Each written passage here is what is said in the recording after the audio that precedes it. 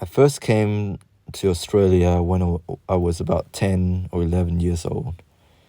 And back then, Asian people were sort of the minority there. I remember in my school there was only about, I don't know, 10 or 12 Asian kids in primary school. In high school, there was a bit more, but overall, we were the minority. Nowadays, it is sort of reversed. I mean, I went to Sydney, and all I could see was blackheads. Blackheads everywhere. Yeah, people with black hair. That's what I meant. Not blackheads. Yeah, we are sort of the majority now here in Australia. But let's talk about my days. When I first came here, we were sort of the minority, and we do stick out like a sore thumb. I make it sound so bad, but it's not that bad when you're a minority, you know?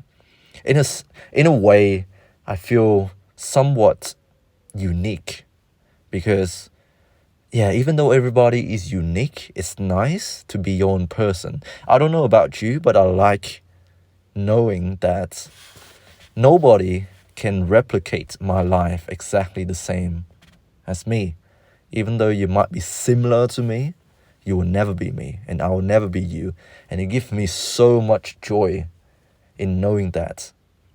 In knowing that no two lives are the same, and yeah, it gives me a sense of liberation. I don't have to fit in to this mold that society has created.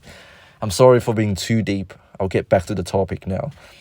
Back when I was a kid, in primary school, in high school, I came across the stereotypes of being an Asian.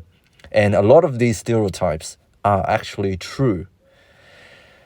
Without risking my YouTube channel being deleted for hate speech, I'll be family friendly. When kids make fun of me at school, they say I eat dogs. They say I eat dogs. They say our people eat dogs.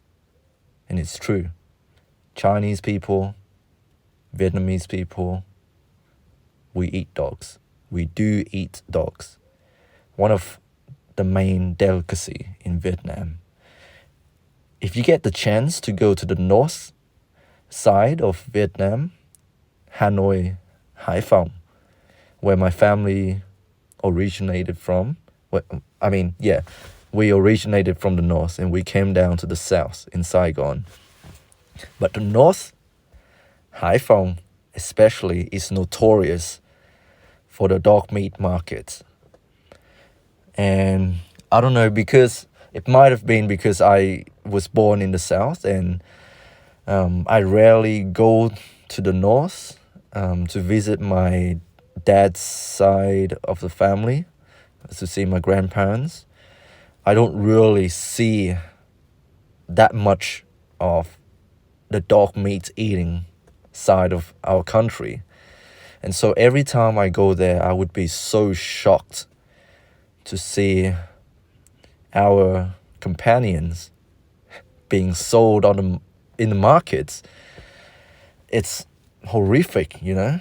It's horrific imagine this, seeing my dog Bailey being scorched to death and chopped up into pieces, being sold for food.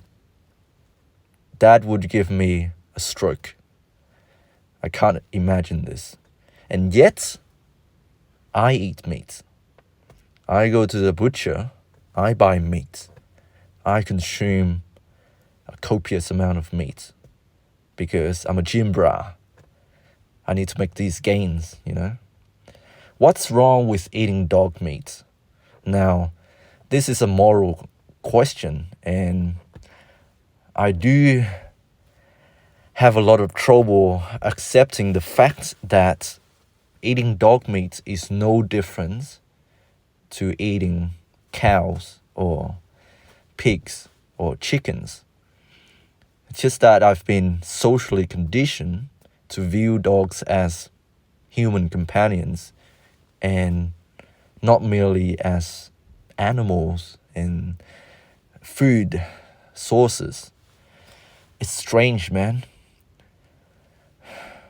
I guess when you spend a lot of time with something, they suddenly become sentient in a way. And I guess that's why I cannot relate to my sister or my colleagues at work when they talk about their plant babies. Plants. That's right, plants. These people swear that they can speak to the trees. And I cannot relate at all. In the same way, I bet that my uncles who still eat dog meat, they cannot relate to me hugging my dog, Bailey, and playing with my dog, because they see her no more as an animal to be consumed as food when time is rough. I don't know, man. I've thought about this many times before. How come I still eat meat? Why am I not vegan? And I have no trouble with only eating plants, vegetables.